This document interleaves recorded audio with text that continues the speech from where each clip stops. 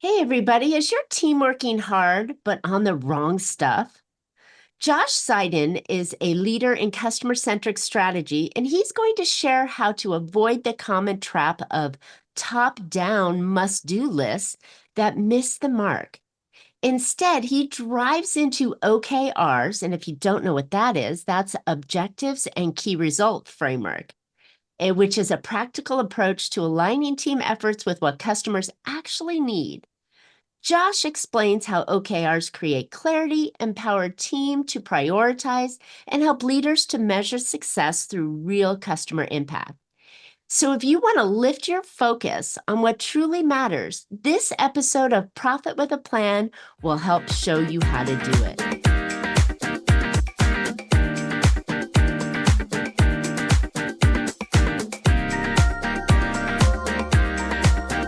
Hey, entrepreneurs, are you ready to boost your profits and grow your business?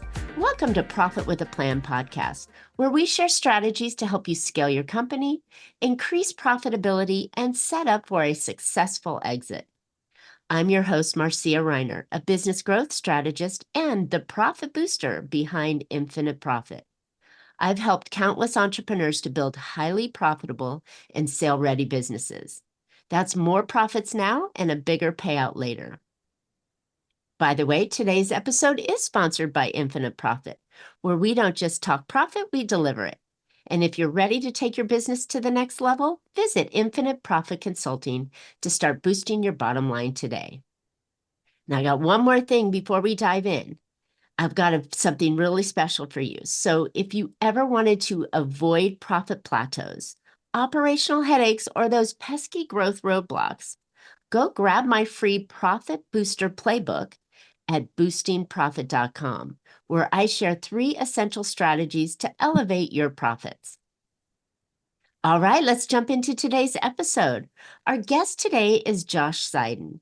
Josh has worked with hundreds of organizations as an individual contributor, leader, founder, and consultant.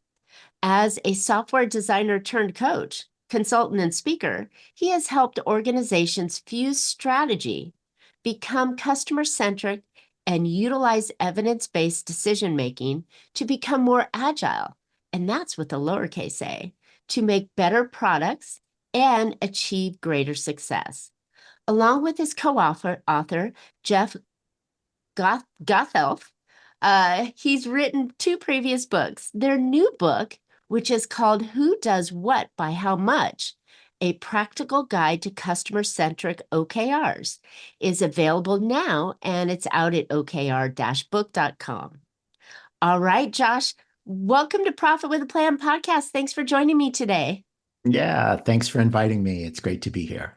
Absolutely. Okay, so this is really juicy subject that I know a lot of people struggle with, but they don't actually face head on. They just kind of push it to the side, and their answer is always, well, if we just do one more thing or make one more call or just crack down harder on the team, we'll get more done, which always seems to be a problem of more instead of the right stuff. So I think this is going to be a really super topic for us to discuss today. But before we get started, in the intro, you mentioned you were a software designer, turned to business consultant. How did that happen? Yeah, it's a, you know, I've always been interested in making great products. How do you make great products? And at the start of my career, I thought, well, I found the answer. It's design. Mm. All you need to do is design great stuff. And they'll come, right? And yeah, and it would be that easy. It solves the problem. And what I realized was, no, that was not enough because you could have a great design and then it might not get built correctly, Mm. right? So the designers, now the problem is how do designers and the people who are writing the software, how do they collaborate together? And I thought that was the key, just getting people, those 2 roles collaborating. And then, the more I sort of started to see the problem, the more I realized that it was really about how do you get the entire organization aligned and collaborating, both on a kind of a day-to-day basis and in a kind of in the bigger picture, how do you figure out the right strategy for the whole organization to pursue? And how do you get people lined up around it? And so as that question grew, my work changed too, from, working as a designer, working with designers, working with product teams, working with larger organizations. And it has sort of evolved from there. Well, I can imagine all those team members that are working on a certain phase or a certain code or a certain image or a part of the process doing something over here and not seeing the big picture and aligning with everything else. So I love the idea that you've evolved with the project and turned into something much bigger out of it. So one of the questions I have that is just, I've been in business for just a few years, 25 some odd years, and I have never heard the acronym OKR. So am I unusual not to have known what that acronym stood for? No, I don't think so. I think that, it's something that I think is it came out of the technology world. And so I think even in the technology world, not everybody knows what it means, but it has some following in the tech world. And it's just starting, I think, to get some legs under it in the sort of the more general business world. But it's a little bit of it can be a kind of a geeky framework. We like that in the tech world. And, Especially in designing and building things, right? exactly. We like that kind of complexity. And so um, together with my colleague Jeff, we really thought there was an opportunity to simplify Mm, and kind of make this applicable really to I believe it's applicable to any organization, whether you're a absolutely. three-person startup, whether you're a nonprofit organization, where you're, 10 people working in a business that is just whatever the opposite of tech is, right? Like I really think that it's a framework that works for everybody, and so I'm excited to try to bring it out to broader population. I love it. I love it. So, prior to leaving the financial services world, had lived in what I called acronym hell. Mm. So they literally had, when I joined one of the large corporations that I worked for, they actually gave you a manual, or it was online, of all the acronyms that they used in alphabetical order. And there were hundreds of them.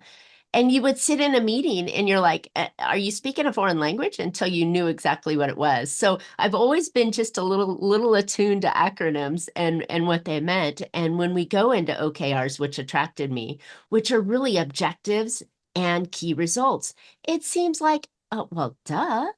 Why? Of course, we should have this to motivate our team to move in the right direction and push that gigantic boulder up the hill, right? Which is Yeah. what we're all doing in business these days. You So, know, like go ahead. I was just going to say, like many good ideas, it's sort of immediately obvious why it's a good idea. But Yes. then the trick is, how do you get it done right? And Ah, so we can talk about both those things. yes, I would love to. That's a perfect segue to the opportunity of going, how do you get people on board with this? And then once you get them on board, how do you get everybody moving in that same direction? So let's kind of start with, how do you get people on board with using this kind of framework? I would assume that your management is telling the people, I was going to say the little people, but that sounded terrible. The little people to do the work, right? So it is kind of that top down stuff. Well, you know what? I sort of have this image in my mind of how these things come into organizations. And what happens is, someone on the board or someone in the C-suite or someone in the corner office is, flying somewhere, I and they got an pick up, idea, right? yeah, right. They pick up a book in the airport bookshop, and they read it on the plane, and they get off the plane and they're so excited. They're like, this is amazing. We're going to do this tomorrow. Never and had that happen. Never. and there is a really good book that is very persuasive that way about OKRs. One of the most famous investors in Silicon Valley wrote a book called Measure What Matters, John Doerr. And it's a good book. I like it. I find it a pretty compelling argument. It's pretty light on the details as to how you do this stuff, but it makes a pretty good case for doing this. And so objectives and key results, for the listeners who may not know, objective is your kind of big goal, right? What are you trying to do? What's a vision of success?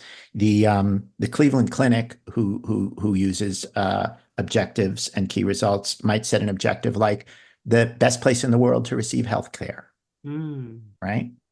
And then the key results are how you measure it, right? And so how do we know that we are making progress towards that goal? And you usually have a small set of measures that you put in place, 3, 4, to track your progress.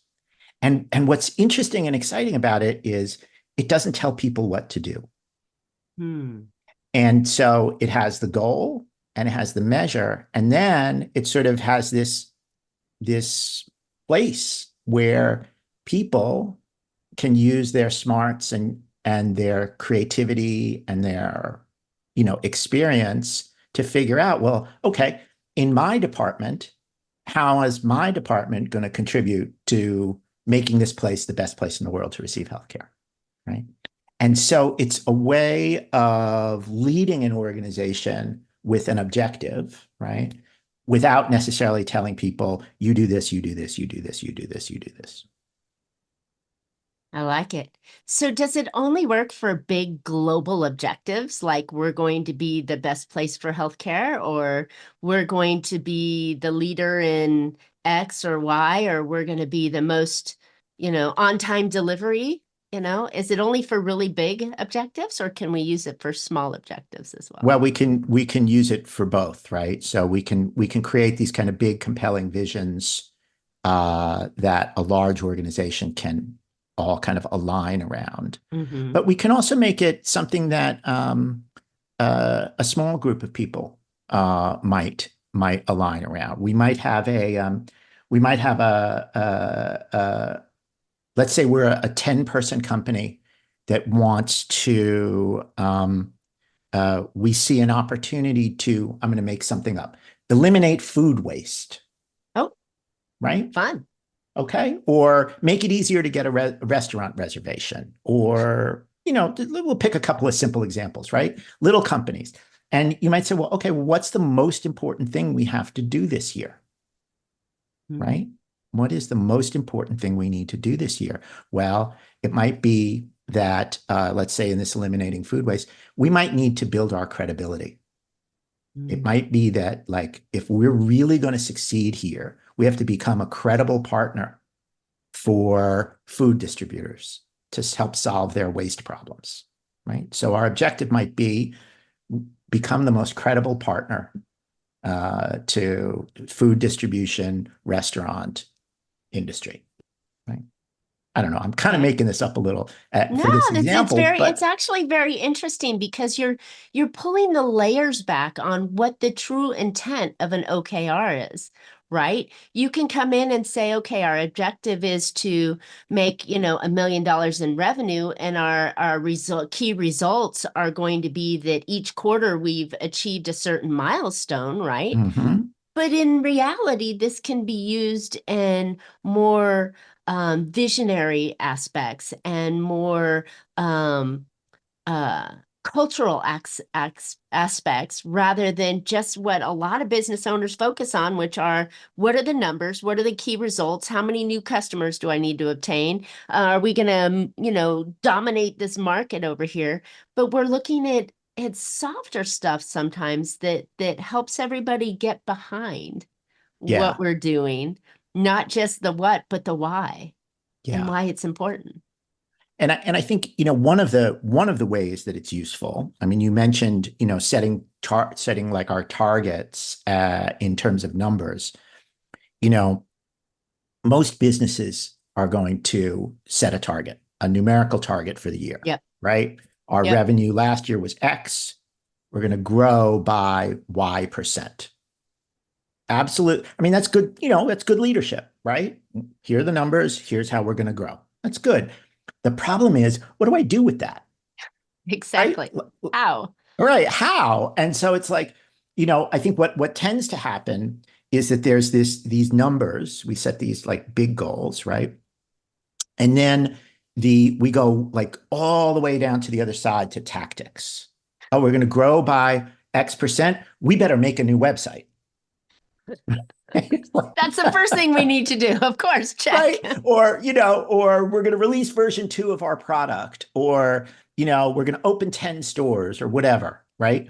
As opposed to thinking like, what is the piece that connects the goal to the tactics? And that's where that, the OKRs can be so powerful, because the O can help us express the strategy, right? So, well, we're going to grow our business by X%. What's our strategy to do that? Well, we're going to be establish ourselves as the premium brand in the space. That might be the objective, right? That's a strategy. It's a choice for how we're going to pursue that revenue growth. And our key results are what we call outcomes. And so an outcome, and this is the name of the book, Who Does What by How Much? It's a change in human behavior that creates value for us and for the customer. And so we say, well, okay, when we've established ourselves as a premium brand, who is doing what differently by how much? Those are our key results. Well, we might say we're getting, we're changing the demographics of our shopper, right? Or we're growing the average shopping basket size, right? Our basket size used to be, $100 per visit. Our basket size is going to be $1,000 per visit. Okay. And so how do we do that? Well, that is a very specific challenge that we might give to the organization. Grow your basket size from X to Y, right? Okay, now we've got all of these potential tactics that we can try that are like defined much more, that the target is much more precise than just revenue growth. Right. Right. And which is fantastic for business planning, because it's giving more meat on the bone. And also, I think what I'm hearing out of this is it's aligning the employees or the team members to use their own skills to come up with some great ideas of, well, I think to increase our basket size, we should go put a new website out, or we should release, product 2.0, as you suggested. But I think when we're dealing with team members and to get them on board, they want to feel like they've contributed. Right. Right. Yeah. And I love this model or framework because it allows that. And what's interesting, I think, about it is it starts to then say, well, okay, if I'm in the marketing department and we're building a premium brand, well, I know something about that because I'm a marketer and I know the difference between, premium and, some other kind of brand, right? And if I'm in the merchandising department, well, I'm going to have to present this differently. If I'm a buyer, well, I'm going to be buying different kinds of merchandise, right? Whatever that is, it gives a kind of a strategic guidance, but as you say, it also unlocks that creativity. Yeah, I love it. There is one more piece, though, Yeah. which is, right, when we manage by to-do lists, when the boss says, well, you do this and you do this and you do this and you do this, everybody does it and we know when we're done. But we don't know if any of that worked. And that goes back to the opening, which is people are working hard, but are they working on the right stuff? Right. For the right reasons too. I mean, yeah, you could have that checklist done, but if it came from a disconnected leader who doesn't understand or hasn't really been on the ground with the customers, and he's saying, just check these boxes, right? Those customers could be saying, well, I don't really want it this way. I want it this way. And I would prefer, instead of coming into your location, I would prefer that you ship it to me, right? Yeah, And I'm happy to pay shipping costs, so having that disconnect from everything else. And if you have that checklist, I think you're limiting your team to only think on the checklist rather than to think for themselves and say, is there a better way? that's right. And I would even say that for most leaders, when you get into that position of leadership, you are almost by definition going to be disconnected. Mm. Not because you're bad at your job, but because it's a different job. Well, and there's too much stuff between you and the Yes, actual end user customer. exactly. So if you think Exactly. that telephone call with the can and repeat the thing, by the time it gets to the leader, it's a different message. Exactly. So the people in the organization who are closest to that end user or that customer are not going to be the same people who are in the C-suite. Mm. And it's not because, one group is smarter than the other or somebody's doing a bad job. It's just kind of the nature of the job. Distance. Yeah. And so like a canny leader recognizes that and says, look, my people know things that I don't know. And so here's where we're going. Now I need you all to figure out how we're going to get there. Right. I Right. love it. Yeah. I love it. It has a really good feel, especially for today's employees, right? With the ever-changing environment and needs and desires of today's employees, which are our most valuable asset as business owners, to engage them in a way rather than being told, go do, follow this list, or here's how I want you to do it, but to engage them in that kind of environment of saying, how would you solve this problem, right? Yeah. Yeah. And what are your results that you're looking to achieve, and can you, by solving this problem, achieve those results? Then I, as a business owner, is going, wow, now you're worth your check, right? Now you're worth your paycheck, rather than just being a body, you know following a checklist. Right. Right. Right. Hmm. Okay. So these are really great ideas. Where else might we use this kind of model except for the global and down to the nitty-gritty? I mean, I can imagine using these opportunities of learning who does what and by how much to really engage that customer further, right? I mean, Yeah. it's not just Yeah. internal, it's external, right? That's right. I think if you think about change, right? If you think about like Scary word. how do I really create value, right? Um, you you can so if you think about like for example, um, I have so many ideas coming into my head for examples. I want to I get the know, this right is great. one. I love it. I can see all the little puffs of smoke coming out of your ears because you've got so much. I've asked great questions that have gotten you to really think. So kudos backpack, Marcia, for coming in with some great ideas. But yeah, that's the creative nature of a designer and so on. It's like you've got these great ideas. So I love that I've challenged you in ways. So now that What I've made you lose your train of thought, what's the first thing that comes to mind when we think of being outside the company as well as inside?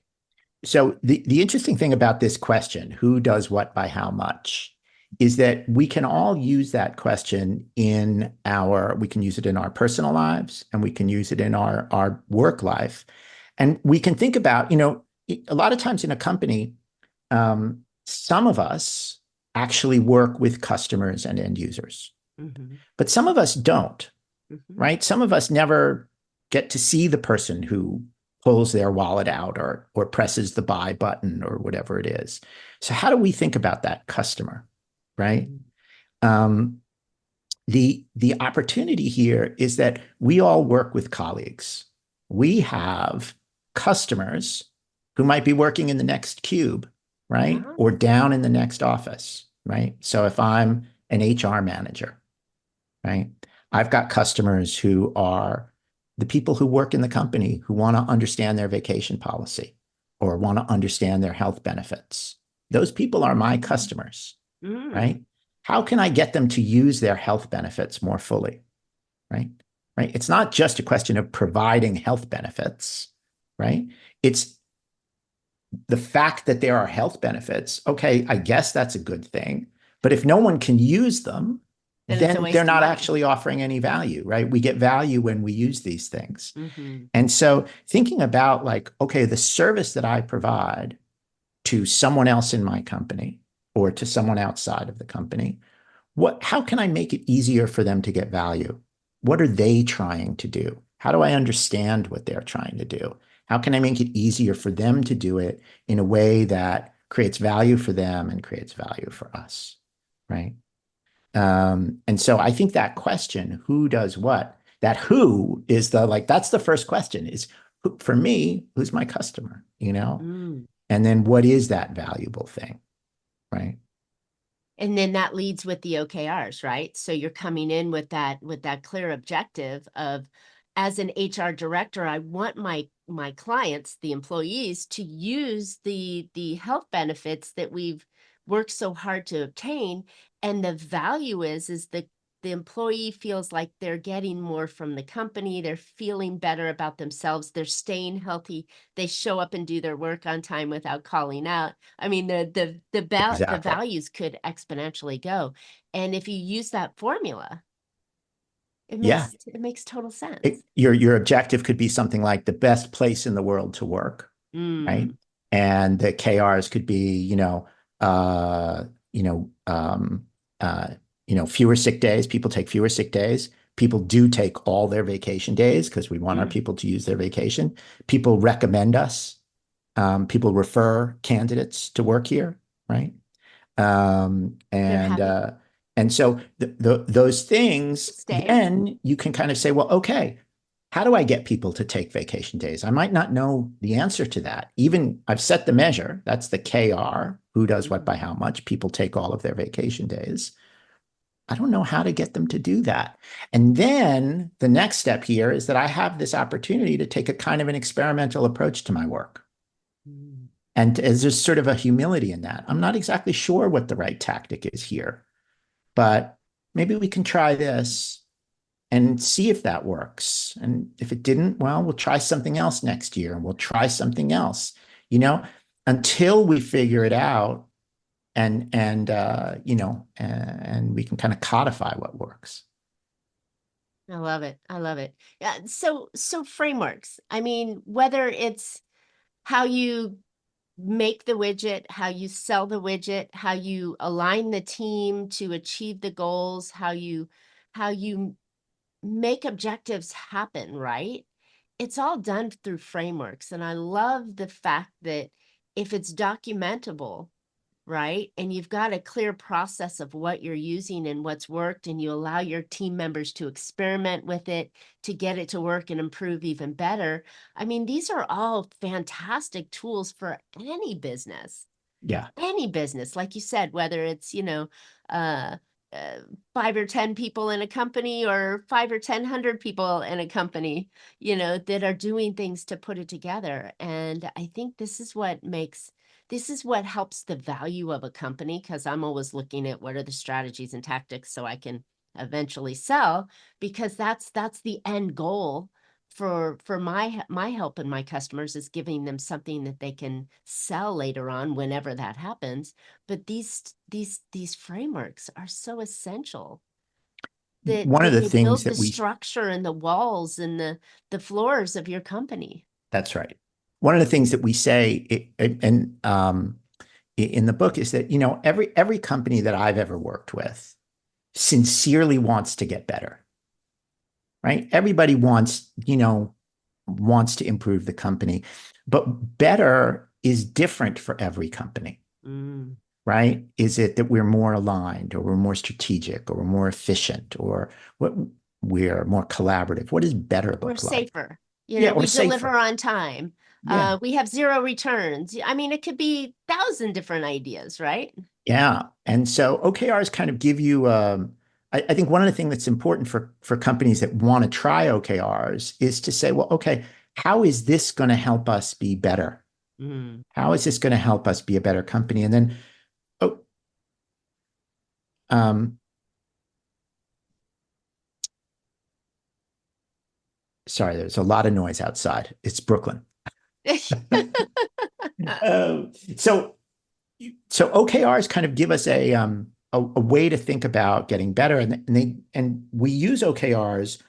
With part of OKRs is a regular series of meetings, right? So every quarter, every month, every probably 2 weeks, depends on the company, we check in on our progress. Mm. How are we doing, right?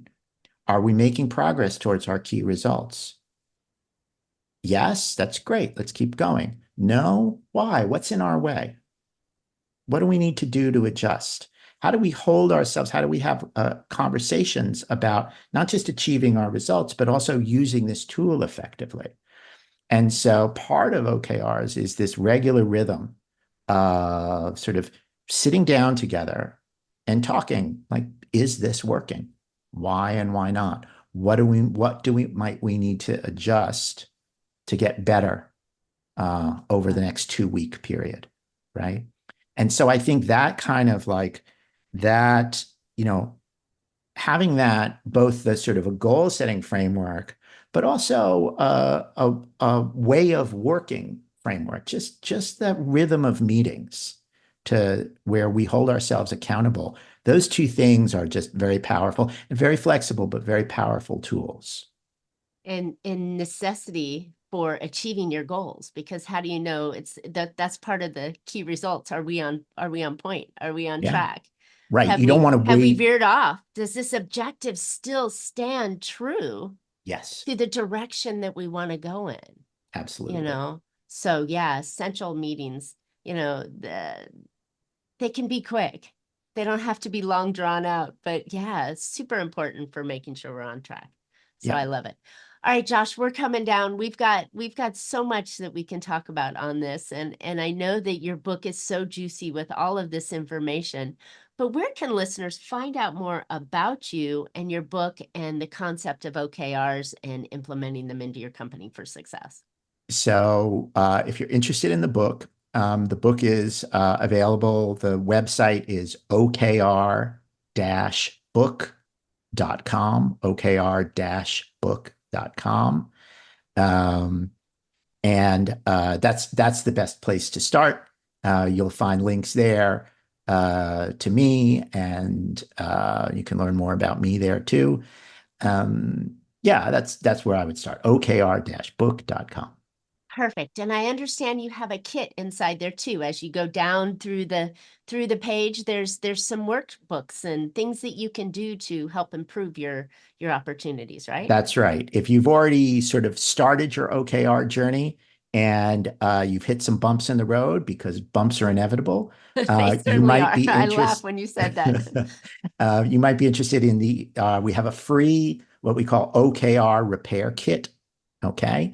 And so if you scroll down the page at okr-book.com, you'll find the absolutely free. It's a short email course. It's kind of great. My co-author put it together, and I think it's really fantastic. And that's the OKR repair kit. Great. And what value that is, because, as you mentioned in your meetings, we want to make sure we're staying here, right? Because it's going to be, I always kind of imagine a journey being like a sailboat, right? I don't sail, but the concept is you go one direction and then you switch and you go the other direction. There's never a straight line. You're always moving back and forth to catch the wind and to do the stuff that you need to do. Same thing, and this repair kit, I think, would help keep you online, right? And get you back into where you needed to go and fix things that maybe have fallen to the side along the way, right?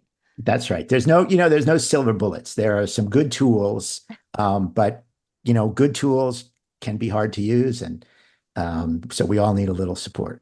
Exactly. That's fantastic. All right, great. Well, listeners, thanks for tuning in today. I hope you've picked up some valuable insight and some actionable ideas that you can put into your business to make your business more profitable. And I know using a framework to help get the team aligned on that customer-centric journey and thinking about what objective do you want each team to do? Is that objective working as the goal for the company?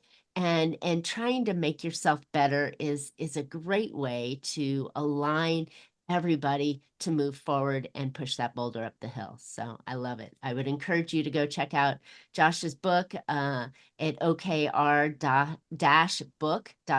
to get his information. And while you're at it, looking for ideas and ways to take your business to the next level, make sure you grab my free Profit Booster Playbook at boostingprofit.com, where I break down the steps to drive profits, streamline your operations, and prepare your business for future growth. Don't forget to subscribe to Profit with a Plan. You don't want to miss future shows, and you can always find us on all of your favorite podcast platforms. And we're looking forward to more great profitable information on next week's show. So until then, make your plans and profit with them. Thanks so much, Josh. Thank you.